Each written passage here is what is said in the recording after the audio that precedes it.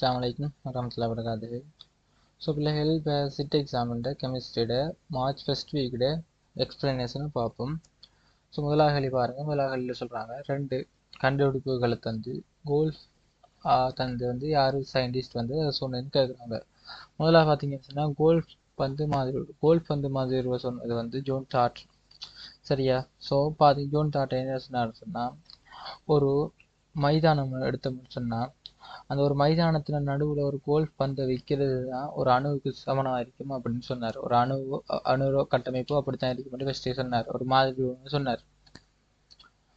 இவர் சொன்னது இவர் இந்த இதோட சேர்த்து இவர் சொன்ன அணுக்கொள்கை தான் வந்து அவங்க பிற்காலத்தில் விஞ்ஞானிகள் அணுவை பற்றி படிக்கிறதுக்கு ஒரு முன்னுதாரணமாக இந்த ஒரு விஷயம் தான் இருக்குது. ஆனால் இவர் சொன்ன நிறைய விஷயங்கள் பிள்ளையாக தான். இவர் சொன்ன அணுக்கொள்கையில் சொன்ன 4 விஷயங்கள் பிள்ளையாக தான் இருந்துச்சு. ரெண்டாவது பாருங்க, ரதபோர்ட்டின் மாதிரி உருவை மேலும் விவரித்தவர் வந்து நீல்போர். இந்த ரதபோர்ட் என்ன சொன்னாருன்னு சொன்னா, அதாவது ஒரு அணுவோட புரோத்ரன்ல வந்து அணுவோட கருவுல சரிபார்க்கப்பட்டிருக்கும். அந்த கரு வந்து எங்க இருக்கும், ஒரு அணுவோட மத்தியில் இருக்கும். அந்த அணுவை சுத்தி வந்து இலத்திரன்கள் இருக்கும் என்று சொன்னார். யாரு? ரதபோர்ட் சொன்னார். ஆனா இந்த இலத்திரன்கள் எப்படி இந்த சக்தி மட்டத்தில் இருக்கும் என்று சொன்னவர் தான் வந்து இந்த நீல்போர். ஓகே, ஸோ பார்த்தீங்கன்னா இப்போ ஜோன் டால்டனும் நீல்போர்வனும். ஸோ இதுக்கு 3வது ஆன்சர். இந்த நீல்போர் சொல்லைக்கில் வந்து நீல்போர் வந்து 2 தரவுகளை யூஸ் பண்ணார். ஒன்று ஹைட்ரஜன் நிறமாலை தரவுகள், 2வது ஃபிளாங் சக்தி கொள்கை. 2 கொள்கையும் பயன்படுத்திய இவர் இந்த ரதபோர்டுண்ட கொள்கையை மேலும் விவரிக்கிறார். யாருன்னு சொன்னா நீல்போர். ஸோ முதலாக இந்த கேள்விக்கு நீங்கள் ஆன்சர் 3 கேள்வி கொடுக்கலாம். இது நார்மலான ஒரு கேள்வி. இதில் வந்து ஆல்பர்ட் ஐன்ஸ்டீன் சொல்ற ஒரு சக்தி, அதாவது ஃபோட்டோன், அதாவது அந்த ஃபோட்டோன்னு சொல்ற ஒரு வார்த்தை இங்கே கொண்டு வந்ததே ஆல்பர்ட் ஐன்ஸ்டீன் தான். இவர் தான் E=mc² சொல்ற ஒரு ஈக்குவேஷனையும் கொண்டு வந்தவர். அடுத்து மோஸ்ட்லின்னு சொல்றது அணுவனை துணிஞ்சவர். ஓகே, வேற எல்லாம் தெரிஞ்ச பேர் தான். அடுத்தே பாருங்க, இதில் முதலாம் அயனாக்கல் சக்தி அதிகரிக்கிற வருது. ஸோ ஃபர்ஸ்ட்டுக்கு இந்த 6 செட் ஃபார்மட்டை பார்த்துக்கொள்ளுங்கள். சரியா? ஸோ இதில் பார்த்தீங்கன்னா இது முதலாம் ஆவர்த்தனம். ஸோ முதலாம் கூட்டம், இது 2ஆம் கூட்டம், இது 13, இது 14, இது 15, இது 16, இது 17, இது 18. ஸோ இப்படி தான் இருக்க போகுது.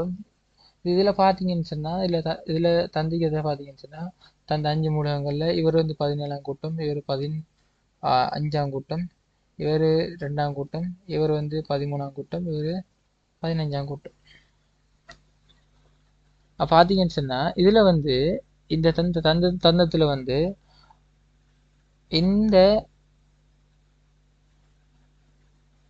இந்த பொஸ்பரஸ் மட்டும் தான் வந்து 3ஆம் ஆவர்த்தன மூலகம். மற்ற தந்தைக்கு எல்லாமே 2ஆம் ஆவர்த்தன மூலகம் தான்.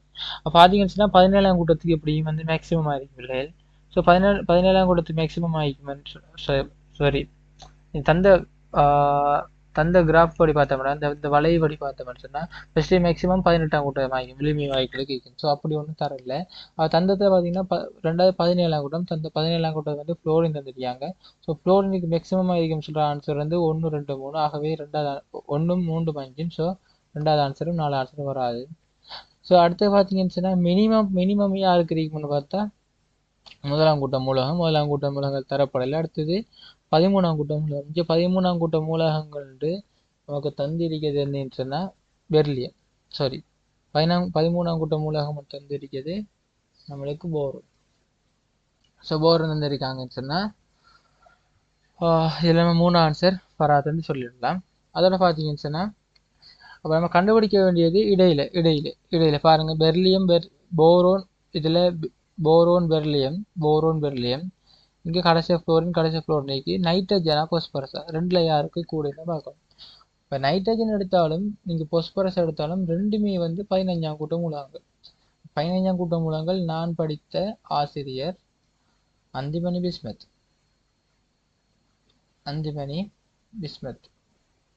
SBBI. ஸோ பார்த்தீங்க சார், கீழ் நோக்கி வந்து என்ன செய்ய போதும், அணு அறை கொடுத்து போகுது. ஆகவே அயனாக்கல் சக்தி குறைய போகுது. கீழ்நோக்கி அயனாக்க சக்தி குறையும் சொன்னா நைட்ரஜனுக்கு அதிகமாக இருக்கும், பாஸ்பரஸுக்கு குறையும். ஸோ இப்படி இருக்க ஆன்சர் வந்து முதலாவது ஆன்சர். ஸோ அடுத்த கேள்வி பாருங்க, சும்மா ஒரு நார்மலான ஒரு PV7 நாட்டு கேள்வி தான். இதில் வந்து ஹீலியத்தின் திணிவு சந்திக்காங்க. ஹீலியத்தில் திணிவு தந்து வெப்பம் அமுக்கம் வெப்பநிலையை தந்து கனவுல கேட்குறாங்க. ஸோ நீங்கள் சும்மாவே நீங்கள் PV7 நாட்டு போட்டிங்கன்னு சொன்னால் இங்கே அமுக்கம் தந்திக்காங்க, கனவுளவு NRTOவை P என்று வரும். ஸோ இங்கே மூல் வந்து திணிவு தந்திக்காங்க 30 கிலோகிராம். ஸோ 30 தர 10 கிராம் ஊக்கில் ஹீலியத்தில் திணிவு வந்து அதாவது சாரண திணிவு வந்து 4 தர இங்கே அந்த அகிலவாயு மாறிலி 8.314. ஸோ 314 தர வெப்பநிலை வந்து தனிக்க 22. ஸோ 22 நீங்கள் 273 கூட்டிங்கன்னு சொன்னால் 295 கேள்வின் வரும். ஸோ 295. அதுக்கு கீழே இப்போ அமுக்கம் வந்து 1.2 பார். ஒரு பார்ன்னு சொல்கிறது 10 பஸ்கால். ஆகவே 1.2 தர 10. ஸோ இது சுருக்கமான பிள்ளைகள் வர ஆன்சர் வந்து நம்மளுக்கு 153.3 மீட்டர் கியூப் வருது. ஸோ நம்ம 5 ஆன்சர் கொடுக்கலாம். அடுத்த கேள்வி பாருங்க. அடுத்த கேள்வியில் வந்து ஒரு சேதனை சேர வேண்டியிருக்கு. இந்த சேதனை சேர வந்து கார்பன், ஹைட்ரஜன், ஆக்சிஜன் ஆகிய மூலகங்களை கொண்டிருக்காம். இதில் கார்பன்ற திணிவு சதவீதம் 59.96%, ஹைட்ரஜன் 13.42%, ஆக்சிஜன் சொல்லலை. ஸோ இவங்க ரெண்டு பேரையும் கூட்டி போட்டு 100லேருந்து கழிச்ச மாட்டா ஆக்சிஜன் திணிவு சதவீதத்தை காணலாம். அப்படி கண்டோம்னு சொன்னால் வார வந்து 26.62%. ஸோ ஆக்சிஜன்ற பெர்சன்டேஜ் நம்ம ஆக்சிஜன்ற சாரணத்தின் வாழை கொடுப்போம் 16. ஸோ இவர் 1, இவர் வந்து 12. ஸோ இவரை பிரித்தோம்னு சொன்னால் உங்களுக்கு வர ஆன்சர் வந்து 5, கிட்டத்தட்ட 5 வரும். கிட்டத்தட்ட 60 தானே, இப்போ 5 வரும். இவர் 13.42, இவர் வந்து வருவார் உங்களுக்கு 1.66. ஸோ இப்படி கிடைக்கப்பட்ட பெருமானங்களில் எது சின்ன பெருமானம் அதோட நம்ம திரும்பவும் பிரிப்போம். ஏன்னா முழுவதும் கிடைக்கப்படையில் நம்மளுக்கு. ஆகவே இவரை நம்ம பிரித்தோம்னா 1.66 பிரிக்கிறோம். இவரையும் 1.66 பிரிக்கிறோம். இவரையும் 1.66 பிரிக்கிறோம். பிரித்தோம்னு சொன்னால் நம்மளுக்கு இங்கே 3, இங்கே 8, இங்கே 1 கிடைக்குது. ஆகவே C3H8O1 அதாவது 4 தான் சொல்லுது. அடுத்த கேள்வி பார்த்தீங்கன்னா, பின்வரும் எந்த தொகுதியில் அதாவது வேறுபட்ட எலக்ட்ரான் சோடிக்கு ஏற்ற கணிதமும் ஒரே மாதிரியான மூலக்கூட்டு வடிவம் இருக்கிறாங்க. ஸோ இதுக்கு வந்து நீங்கள் எல்லாத்தோட கட்டமைப்பும் தெரிஞ்சுக்க, எல்லாத்தோட மூலக்கூட்டு வடிவமும் எப்படி இருக்குன்னு தெரிஞ்சுக்க. ஸோ முதல்ல பார்த்தீங்கன்னு சொன்னால் ClO2 கட்டமைப்பு வந்து குளோரின் 2 ஆக்சிஜன் இணைஞ்சிருக்கும். இதில் ஒரு தனிச்சோடியும் ஒரு தனி எலக்ட்ரான் இருக்கும். SO3ன்னா அது தலைமுக்கோண வடிவமுடைய ஒரு மூலக்கூறு. ஸோ இது ரெண்டுக்கும் வந்து எலக்ட்ரான் சோடிக்கு கணிதம் வேறுபட்டிருக்கு. சரி, ஆனால் மூலக்கூட்டு வடிவம் ஒரே மாதிரிக்கான இல்லை. இவர் நான்முகி, மூலக்கூட்டுடைய இவர் கோணல், இவர் தலைமுக்கோணி. ஸோ முதல்ல ஆன்சர் வராது. ரெண்டாவது பாருங்க XCF2 வடிவம் வந்து இப்படி ஒரு நேர்கோடு வடிவமாக இருக்கும். ஸோ இது ஒரு நேர்கோடு வடிவம். I3- பொறுத்த வரைக்கும் I3- வந்து இப்படி இருக்கும். ஐடின். ஸோ இங்கே மைனஸ் இருப்பார். இந்த இடத்துல எத்தனை 3 தனி ஜோடிப்பார். அப்படின்னு சொன்னால் இந்த XCF2 இருக்கிற எலக்ட்ரான் சோடிக்கேற்ற கணிதம் I3- எலக்ட்ரான் சோடிக்கேற்ற கணிதத்தில் ஒத்து போகுது. ஆனால் கேள்வியில் சொல்லிட்டாங்க வந்து என்னது வேறுபட்டு இருக்கணும், வேறுபட்ட எலக்ட்ரான் சோடிக்கேற்ற கணிதம் வைக்கணும். ஸோ ரெண்டாவது ஆன்சர் வராது. ஸோ மூணாவது பாருங்க I3- கட்டமைப்பு வந்து I இங்கே ஒரு மைனஸ், இவரில் 3 தனிச்சோடி, N3- எடுத்தோம்னா N double bond N. So இங்கே ஒரு ப்ளஸ், இங்கே ஒரு மைனஸ், இங்கே ஒரு மைனஸ். பார்த்தீங்கன்னா இது வந்து SP கலப்பு. ஆகவே நேர்கோடு, இவரும் நேர்கோடு, இவர் 2 பேரும் நேர்கோடு. ஆகவே மூலக்கூட்டு வடிவம் சமனாக்கி. ஆனால் இவர் எலக்ட்ரான் சோடிக்கேற்ற கணிதத்தை பார்த்தீங்கன்னு சொன்னால் இவர் நேர்கோடு தான். ஆனால் இவர் வந்து எலக்ட்ரான் சோடிக்கேற்ற கணிதம் வந்து முக்கோண இருமுகமாக இருந்திருக்கு. ஆகவே மூணாவது ஆன்சர் சரியாக இருக்கும். நாலாவது பார்த்தீங்கன்னா CO2 NO2 N double bond O ஓ மைனஸ் ப்ளஸ் ஒரு தனித்தெழுத்து. ஸோ பார்த்தீங்கன்னு சொன்னால் ரெண்டு வர மூலக்கூட்டு வடிவம் ஒரே மாதிரி, இவர் கோணல் இவர் நேர்கோடு. ஸோ 4 ஆன்சரும் வராது. ஸோ 5வது ஆன்சர் CO2 டபுள் பண்ணுவோம், அங்கால SO2 இங்கே டபுள் பண்ணுவோம், இங்கே டபுள் பண்ணுவோம், இங்கே ஒரு தனிச்சு உடைக்கும். ஸோ இவர் கோணல் வடிவம், இவர் நேர்கோடு. ஆகவே இங்கே வடிவம் சமனா இல்லை. ஆக 5வது ஆன்சர் வராது. ஆக இந்த கேள்விக்கு 3 ஆன்சர் கொடுக்கலாம். அடுத்த கேள்வி பார்த்தீங்கன்னு சொன்னால் நம்ம K2CrOவையும் BaCl2 கலந்து நம்ம கலந்து வரைக்கிற ஒரு கலவையில் K ப்ளஸில் சரி. ஸோ K ப்ளஸ் இந்த தாக்கத்தில் பங்கு உள்ளது. ஆக ஆரம்பத்தில் எவ்வளோ K ப்ளஸ் போட்டோமோ அதே எவ்வளோ K ப்ளஸில் மிஞ்சி. ஏன்னு சொன்னால் K2CrOவை BaCl2 சேர்க்க வந்து வேரியம் குரோமேட் BaCrO படிக்கும். ஆனால் K ப்ளஸ் வந்து சும்மா கரைசலில் K ப்ளஸை தான். ஆகவே நம்ம போட்ட K2CrO போடும்போது 0.1 தர 50 தர 10 செய்யும். இது வந்து K2CrO கூட. ஆக K ப்ளஸ் மூல் வந்து ஒரு சேர்வையில் 1 மோல் சேர்வையில் 2 மோலுக்கு ஸோ நீர் 2 அளவு இருக்கும்.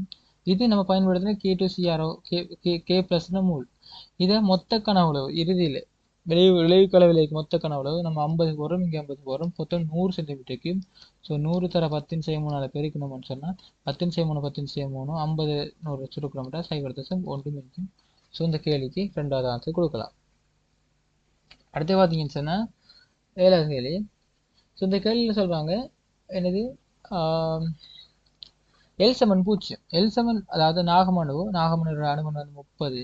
L= 0 என்ன பிள்ளை SO-ல். அப்போ 1s 2s 3s 4s. அவை 4 ஈகிலத்தின் கணிக்கு 8. ஆகவே முதலாவது சரி ஆகிக்கலாம், 2வது சரி ஆகிக்கலாம், 3 வராது, 4 வராது, 5 சரி ஆகிக்கலாம். அதுபோல் Ml= 0. Ml= 0 சொன்னால் அது Ml= 0 SO-ல இருந்தும் 0 அறிக்கலாம், PO-ல இருந்தும் 0 அறிக்கலாம், DO-ல இருந்தும் 0 அறிக்கலாம். ஆகவே முதலாவதுல PO-ல இல்லை, 2வது PO-ல இருக்கு, 3வது PO-ல இருக்கு, 4வது PO-ல இருக்கு. ஆனால் நாகத்தில் இலத்திரன் இல்லை, நாகமனோட இலத்திரன் PO-ல இல்லை. அதே மாதிரி DO-ல முதலாம் ஆவர்த்தனத்தில் 2ஆம் ஆவர்த்தனத்தில் இல்லை, 3ஆம் ஆவர்த்தனத்தில் 3D இருக்கு. பார்த்தீங்கன்னு சொன்னால் இங்கே ஒரு SO-ல ஒரு 0 வரப்போகுது, ஒரு PO-ல ஒரு 0 வரப்போகுது, ஒரு DO-ல ஒரு 0 வரப்போகுது. ஆக மொத்தம் வந்து 7 ஓபிட்டல் இருக்கு, 7 ஓபிட்டல் இருக்கு. 7 ஓபிட்டல் இருக்குன்னு சொன்னால் 14 இலத்திரன் இருக்கு 7. ஆக 14 இலத்திரன் சொல்லி இருக்கிறது 5வது ஆன்சர். அடுத்தது பாருங்க, இந்த கேள்வியில் வந்து குழம்பிடிக்கலாம் இல்லை இல்லைங்க. ஏன்னு சொன்னால் இங்கே வந்து 750 டொர்ரன் தந்தியாங்க அமுக்கம். 750 டொர்ரன் சொல்கிறது கிட்டத்தட்ட ஒரு ஏடிஎம் அமுக்கம். ஒரு ஏடிஎம் சொன்னால் 10 பாஸ்கல். குழம்பு தேவையில்லை. இது உங்களுக்கு செக் பண்ணுறது தான் இந்த கேள்வி போட்டிருந்தது.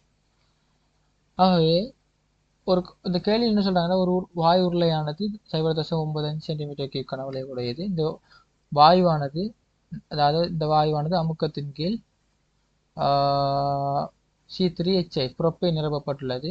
உருளை காலியாகும் போது அதை யூஸ் பண்ண சிலிண்டரில் இந்த கேஸ் யூஸ் பண்ண முடிஞ்சன்னு நினைக்கிறோம். நம்ம காலியாக நினைக்கிற டைமில் C3H8 மிஞ்சரிக்கும்.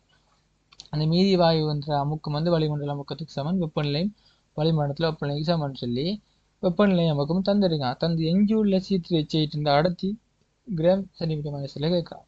சரி, கிராம் டெசிமீட்டர் மைனஸில் கேட்குறான். ஸோ இப்போ PV= என்னாட்டு போட்டிங்கன்னா PV= என்னாட்டு போட்டிங்கன்னு சொன்னால், ஸோ நம்ம PV= ஸோ டிரெக்ட் எழுதுறோம். இதை நீங்கள் எப்படி எழுதலாம், PV= W/M×RTன்னு எழுதலாம். ஸோ இது நீங்கள் PM= DRTன்னு கடைசி ஃபைனல் ஈக்குவேஷனுக்கு வரலாம். ஸோ கேட்டுகளே அடர்த்தி, so D= PM/RT. So PM அமுக்கம் வந்து 10 தர M மூலக்கூட்டு திணிவு C3 12 தர 3 36 8 கூட்டினீங்கன்னா 44.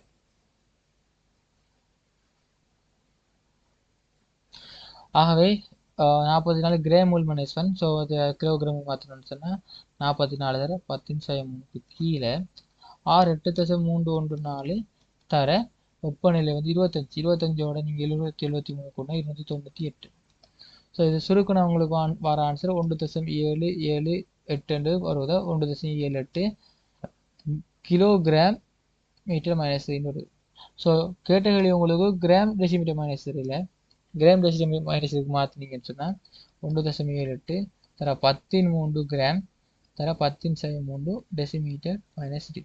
ஆகவே 10 போக 1.78 கிராம் டெசிமீட்டர் மைனஸ் டி வரும். ஸோ ஆன்சர் வந்து முதலாவது ஆன்சர். ஸோ அடுத்த கேள்வியில் இந்த கேள்வியில் சில மிஸ்டேக் கண்டுபிடிப்பட்ட பிள்ளைகள் சரியா. இந்த கேள்வியில் வந்து பீண்ட சாரணி வந்து 129 போட்டு கிடக்கு. ஆனால் அது 129 இல்லை, 18. பார்த்தீங்கன்னு சொன்னால் அந்த கேள்வியில் 1 டெசிமீட்டர் கியூப் கரைசல் எடுத்தீங்கன்னு சொன்னால் அதில் அடர்த்தி வந்து 1 டெசிமீட்டர் கியூப் எடுத்தீங்கன்னு சொன்னால் சும்மா அடர்த்தி தராங்க. ஒரு A இட 135 B இட 27 கிராம் சென்டிமீட்டர் மைனஸ். அப்போ 1 டெசிமீட்டர் கியூப் கரைசல் எடுத்தீங்கன்னா A இட திணிவு வந்து 135 கிராம் ஆகும், B இட திணிவு 27 கிராம் ஆகி.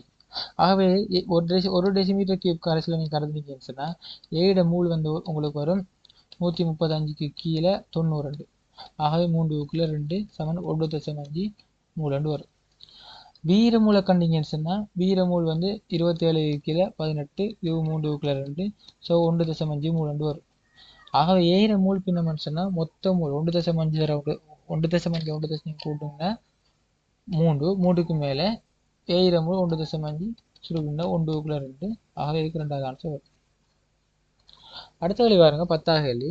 இந்த கேள்வி என்ன சொல்றாங்கன்னு சொன்னா திண்மம் வாயுவா மாறுறதில் பதங்கமாக நினைப்படும். பிள்ளைகள் பாருங்க, திண்மம், திரவம், வாயு, இந்த 3 விஷயம். திண்மம் திரவம் மாறத்தை நம்ம என்ன சொல்லுவோம்னு சொன்னா உருகுதல்னு சொல்லுவோம்.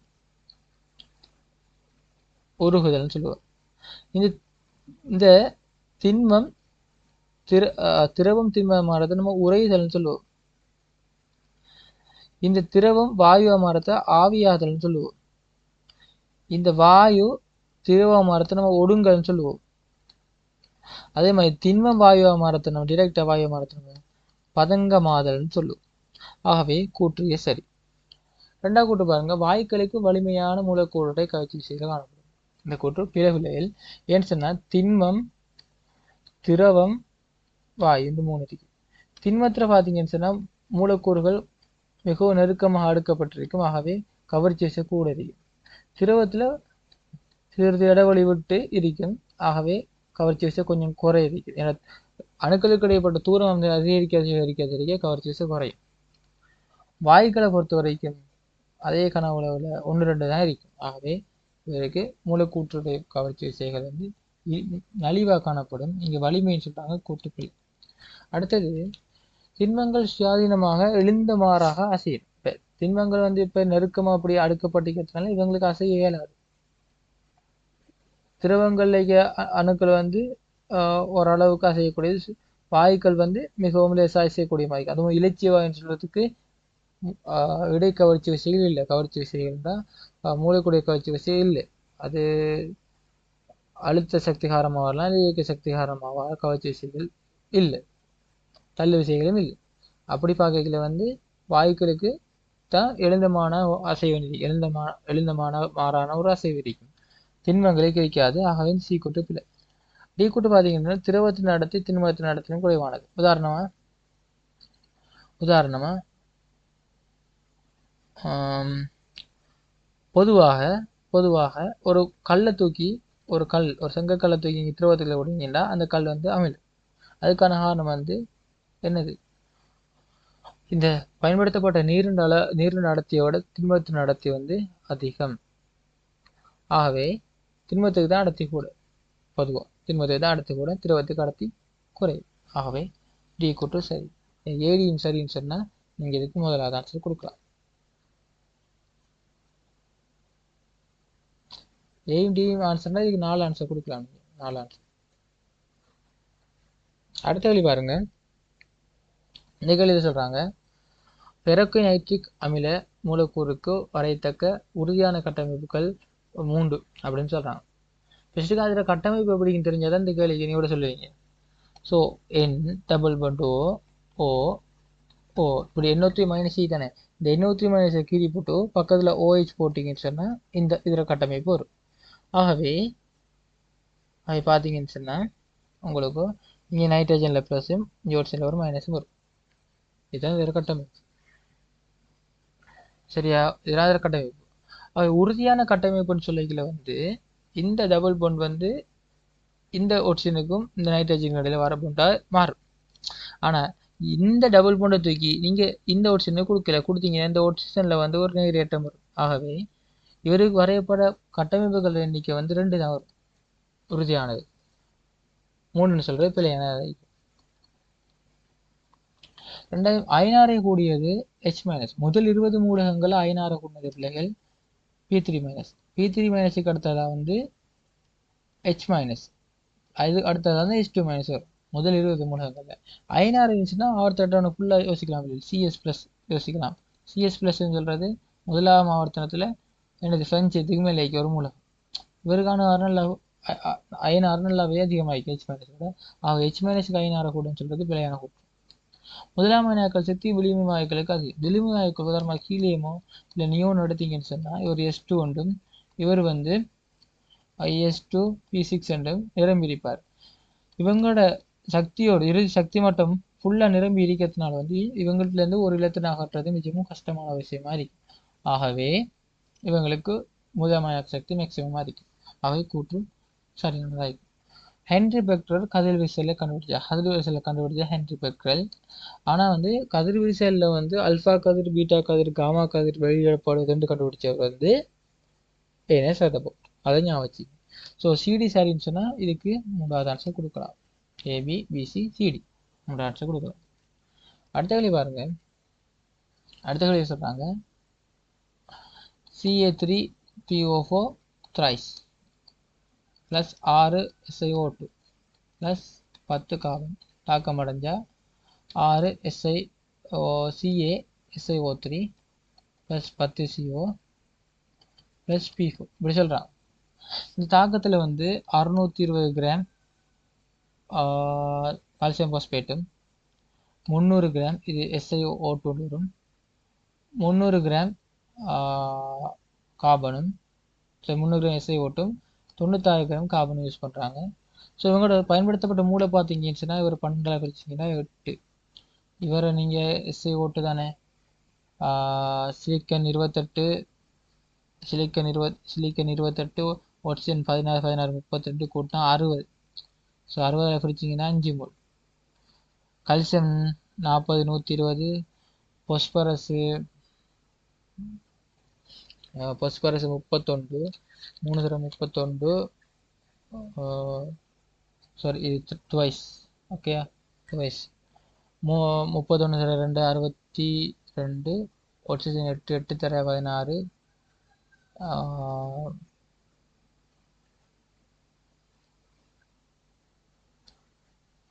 ஸோ 8 தடவை 16 128. ஸோ ஃபைனலாக கூட்டிங்கன்னா உங்களுக்கு வர ஆன்சர் வந்து 310.